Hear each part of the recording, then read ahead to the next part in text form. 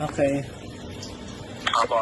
So as ko lang po sir, no, as of now po, ano po yung existing card na ginagamit natin from Visa and MasterCard po, Sir Rainier?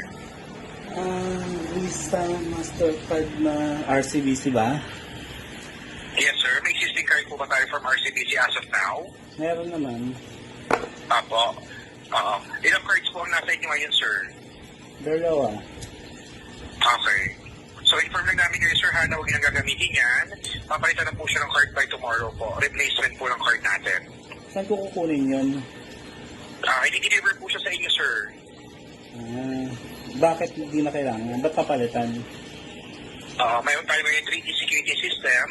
Ibig sabihin na sir, yung bagong card po na marireceive nyo, hindi na kailangan i-swipe sa mga terminal machine sa mall to avoid the cloning of the cards po. So ita-top up na lang po natin siya, and then meron tayong 4-digit PIN na ipapadala po sa inyo na kayo na po nakakaalam noon, sir. Okay. Tapos, paano yung card ko? Hindi ko na gagamitin. Apo, yung old card nyo sir, terminated or nakablock na po yan sa system, hindi na po siya magagamit, sir. Hindi na siya magagamit. Bakit? Apo, determinate na po natin siya, sir. Sige, terminate mo na ngayon. Sorry, sir. Sige, terminate mo na ngayon. Okay, sir. For validation po, sir, no, para po sa pag-terminate ng card natin, pa-double check po ako ng expiration ng card. Ay, hindi ko kasi hawak eh. Bakit to-terminate? Si Terminator ka ba? Sorry, sir.